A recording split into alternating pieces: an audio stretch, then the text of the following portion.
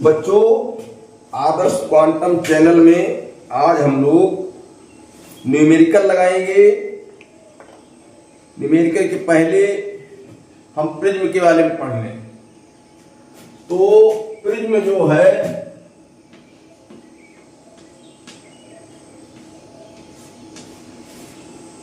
Prism के बारे में परिभाषा इसकी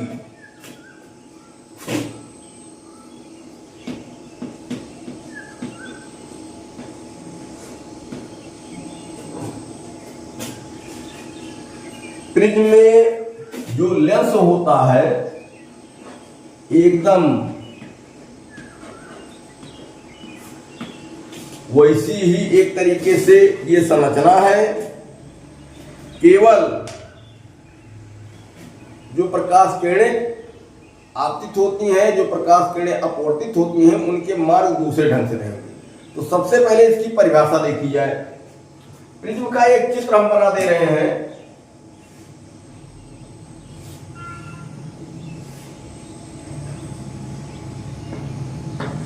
ए बी सी सामने से त्रिभुज जैसा दिखाई देगा, लेकिन ध्यान दो, जैसे मिठाई वाली बर्फी होती है, तिकोनी होती है, उसको सब लोगों ने देखा है। तो सामने से देखेंगे त्रिभुज जैसी दिखाई देगी, लेकिन यहां भी ये इतना ऊंचा उठा हुआ है, मोटा है। एक ये समझो रास्ता जैसा इधर है और रास्ता जैसा इधर है और नीचे भी है। तो अब इसको इस तरीके समझेंगे। ये जो प्रिज्म है, पहले इसके पदार्थ की बात करें। इसका पदार्थ जो होता है समांगी पारदर्शी होता है। समांगी मतलब प्रत्येक भाग की रचना समान इसमें, और पारदर्शी मतलब प्रकाश इसके आर पार आसानी से आ जा सके। तो समांगी पारदर्शी माध्यम जिसके दो पृष्ठ, ये जो बताए हम रास्ते जैसे, जिसके दो पृष्ठ किसी कोण पर, कोण ए यहां है, झुके हुए, वो संरचना क्या कहलाती है? प्रिज्म। लेंस में ऐसे था, समांगी पारदर्शी माध्यम वहां भी था, जिसके दो पृष्ठ गोलीय हों और इसके दो पृष्ठ क्या है? किसी कोण पर झुके हैं बस, और पृष्ठ समतल है। देखो परिभाषा लिखे अभी, किसी समांगी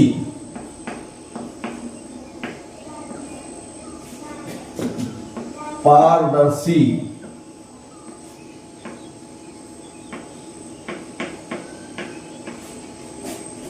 माध्यम के दो समतल पृष्ठ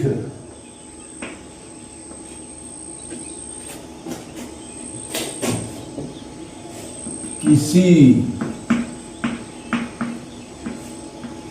कोण पर झुके हूं, तब संरचना प्रिज्म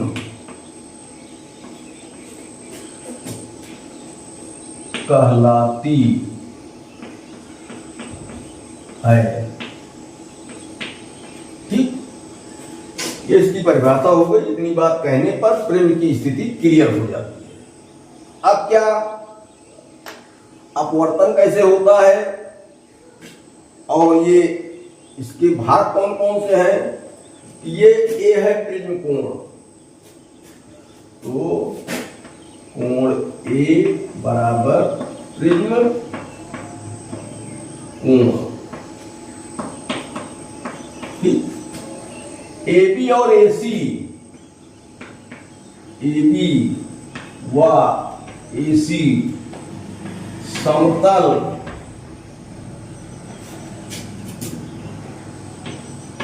अपवर्तक पृष्ठ। ठीक, बीसी क्या है? आधार, BC आधार। अब जैसे लेंस से अपवर्तन होता है वैसे प्रिज्म से अपवर्तन होता है।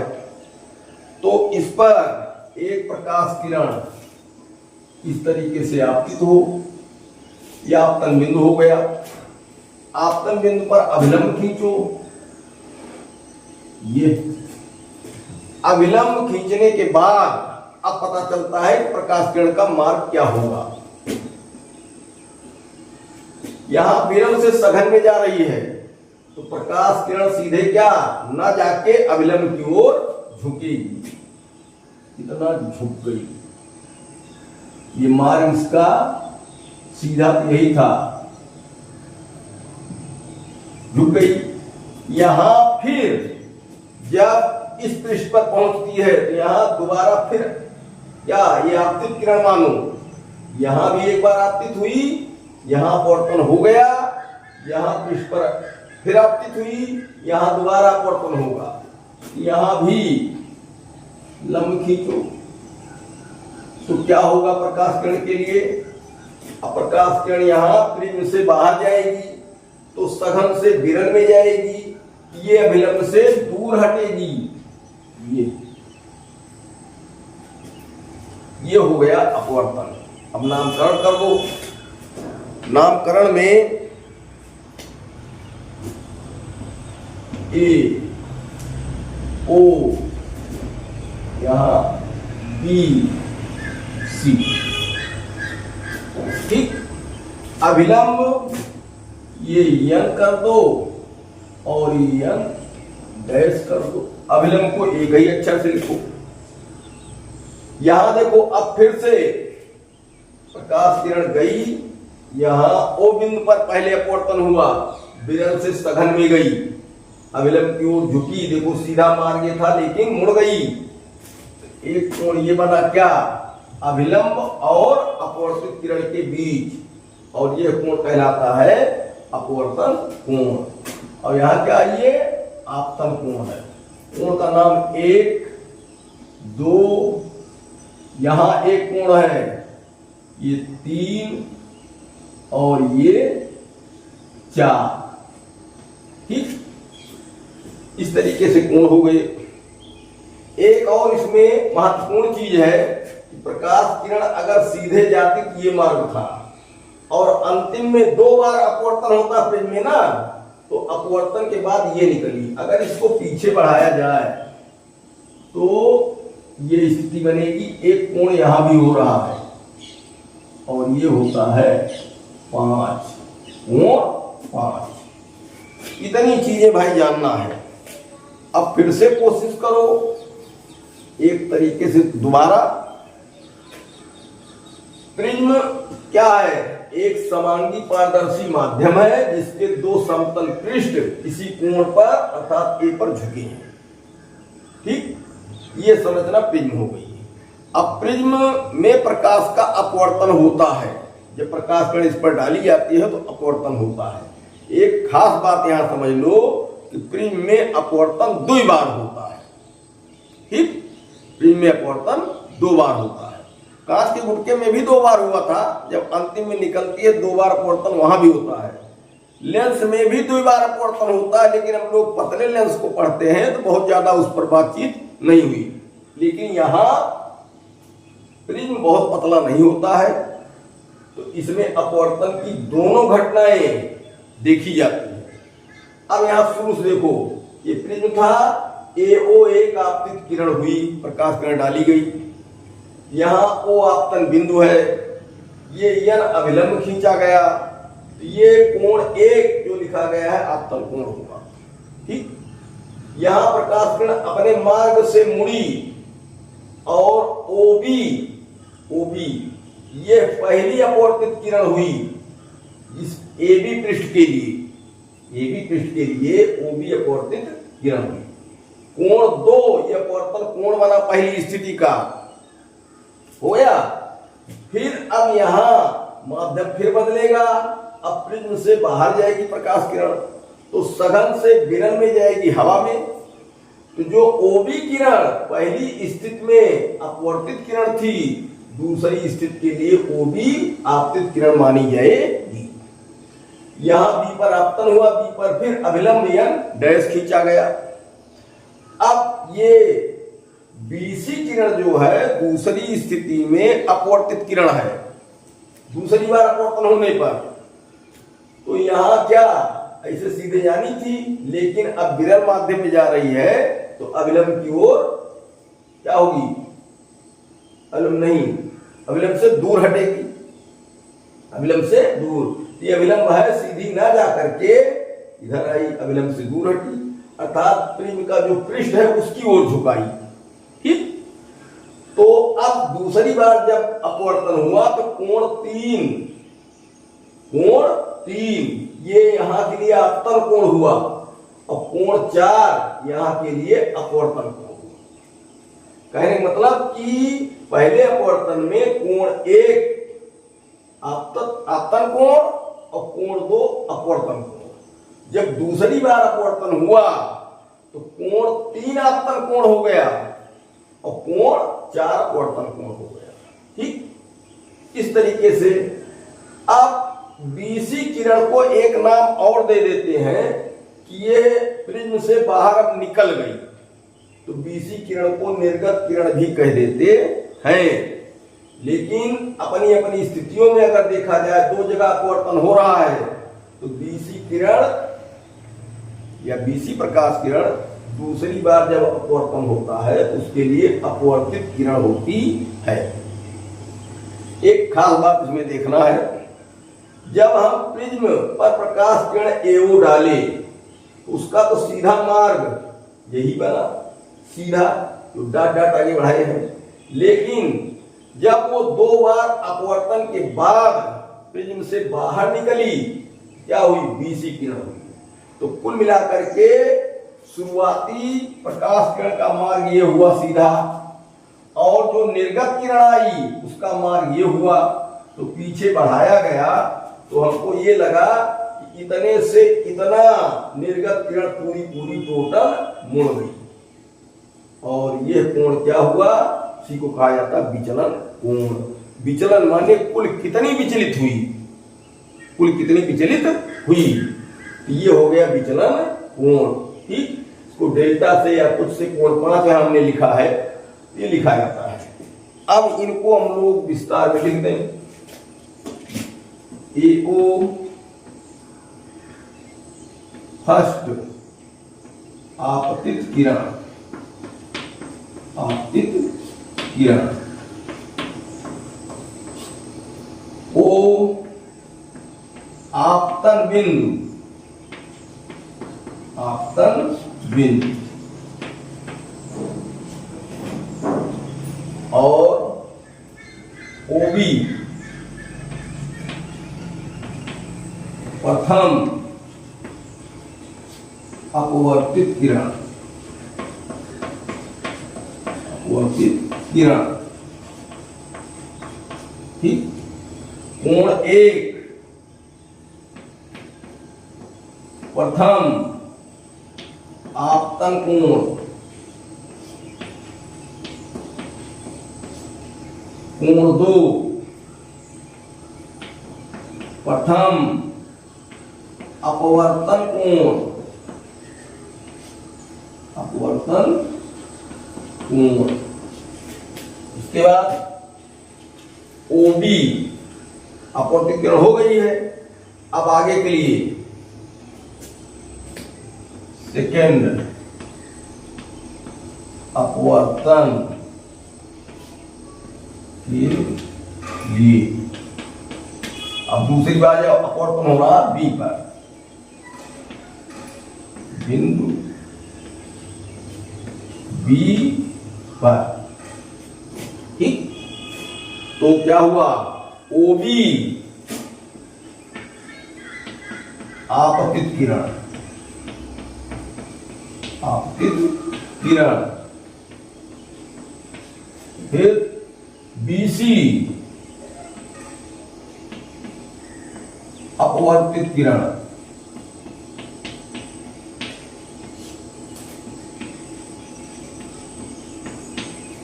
और कोण 3 आपतन कोण और कोण 4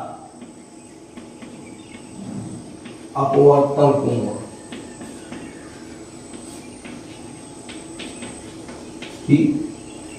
बीसी का दूसरा नाम निर्गत किरण। ठीक, अब कोण 5 जो है वो स्पेशल है। कोण 5 ये होता है विचलन कोण। विचलन कोण। ठीक, तो यह प्रिज्म द्वारा अपवर्तन की क्रिया पूरी हो गई। ठीक, अब इसमें क्या है, अपवर्तन होता है तो अपवर्तनांक निकलेगा। तो अपवर्तनांक के लिए अब इसमें देखा जाए क्या होने वाला है। स्नेल के नियम से अपवर्तनांक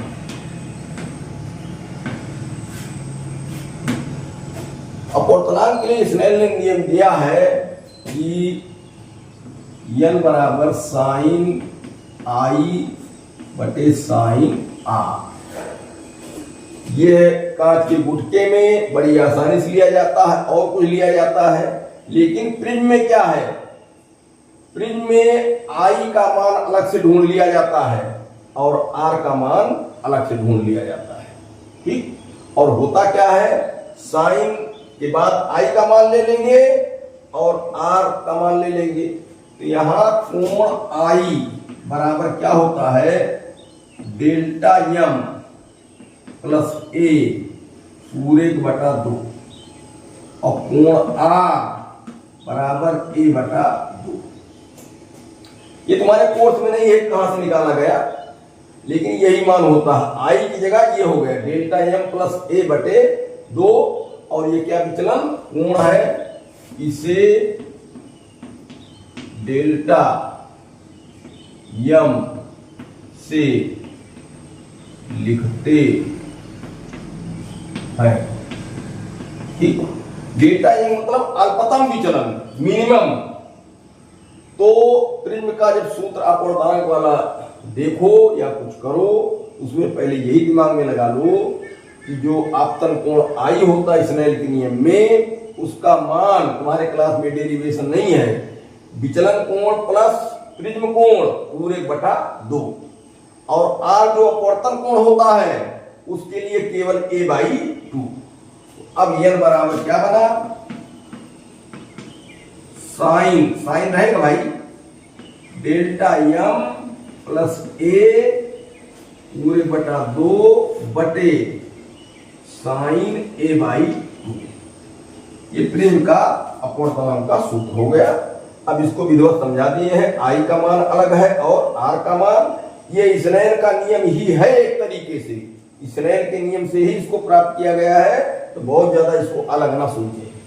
ठीक, इस तरीके से प्रिज्म की पूरी स्थिति क्लियर हो गई, कैसे कैसे संरचना होती है, क्या होता है, 2 बार अपवर्तन होता है। ठीक, तो दोनों जगह अपवर्तन की बात कर सकते हो और ये अपवर्तनांक का सूत्र स्नेल का नियम परिवर्तित होकर के इस रूप में आता है।